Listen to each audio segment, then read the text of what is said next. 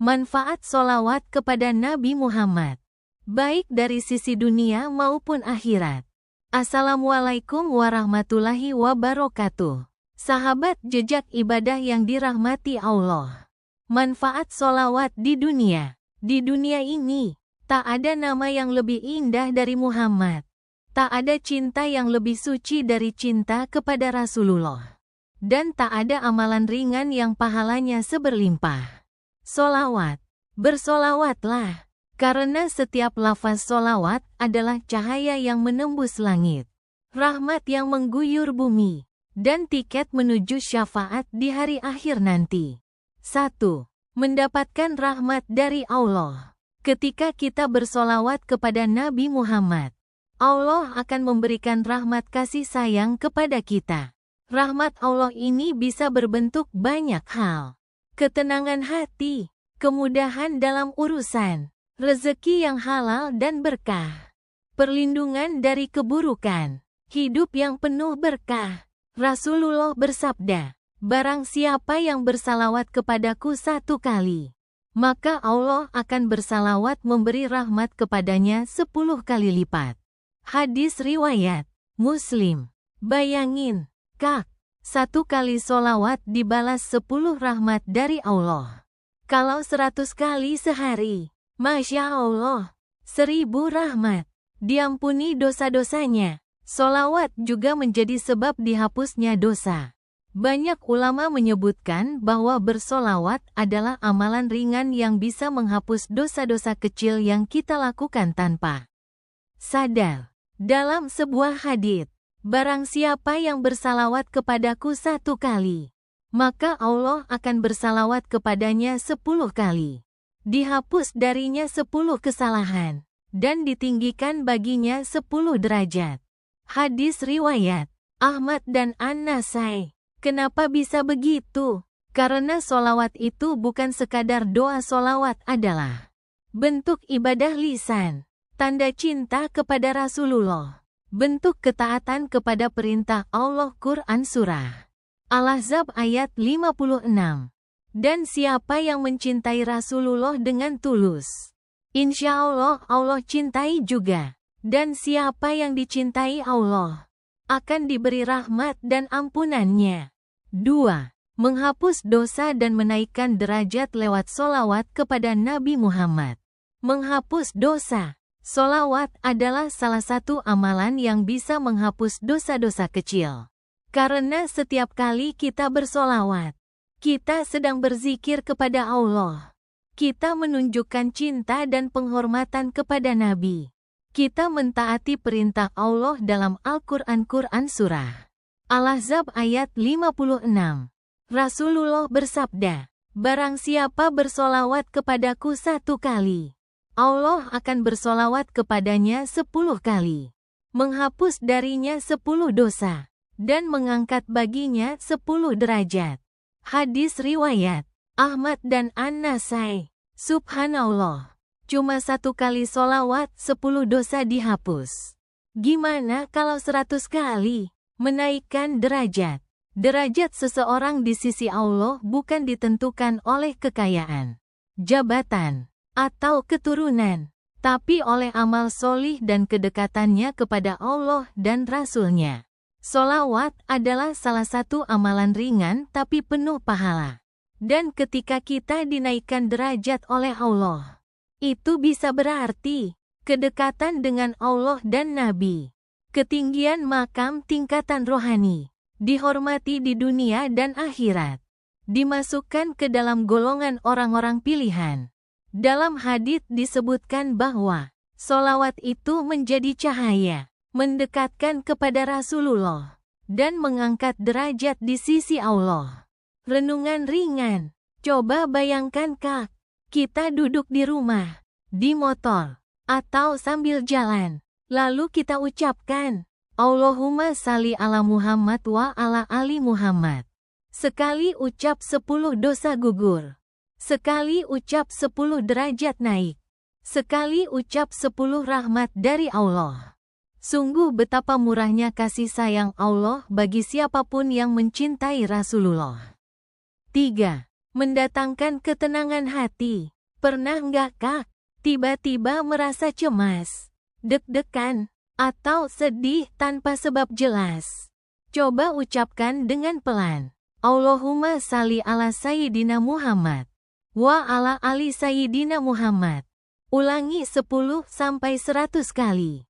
Insya Allah, ada rasa damai yang mengalir pelan-pelan dalam dada. Contoh kisah ringan. Ada seorang ibu yang setiap kali hatinya cemas atau anak-anaknya sakit, dia duduk dan bersolawat. Katanya, kalau saya ngomel, anak saya makin rewel. Tapi kalau saya solawat, hati saya tenang, dan anak saya malah ikut tenang. Masya Allah, begitulah kekuatan hati yang tersambung dengan Rasulullah. Manfaat solawat di akhirat. 1. Mendapat syafaat Nabi Muhammad.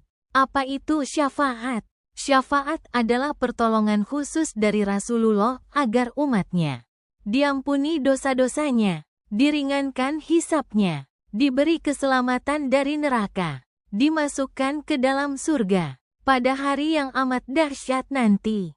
Ketika para nabi pun berkata nafsi-nafsi diriku, diriku. Hanya Nabi Muhammad yang berkata, umati, umati, umatku, umatku. Solawat adalah tiket syafaat. Rasulullah bersabda, orang yang paling berhak mendapat syafaatku di hari kiamat adalah yang paling banyak bersolawat kepadaku. Hadis riwayat Tirmidzi. Semakin sering kita bersolawat, semakin besar peluang mendapat syafaat Nabi. Bayangkan ini, di padang mahsyar, manusia dalam kepanikan. Lalu tiba-tiba terdengar suara dipanggil. Ini dia orang yang sering bersolawat kepadaku, bawalah dia bersamaku. Dan kita disambut oleh Rasulullah, diantarkan menuju surga, selamat dari azab. Masya Allah, amalan ringan, balasan besar. Cukup ucapkan, Allahumma salli ala Sayyidina Muhammad wa ala ali Sayyidina Muhammad. Satu kalimat solawat bisa jadi tiket selamat di hari akhir. 2. Solawat mendekatkan diri kepada Nabi Muhammad. Apa artinya dekat dengan Nabi? Dekat di sini bukan cuma secara emosional dan spiritual, tapi juga dalam makna hakiki, yaitu dicintai oleh Nabi, diakui sebagai umat beliau yang setia, dan kelak berkumpul bersama beliau di surga.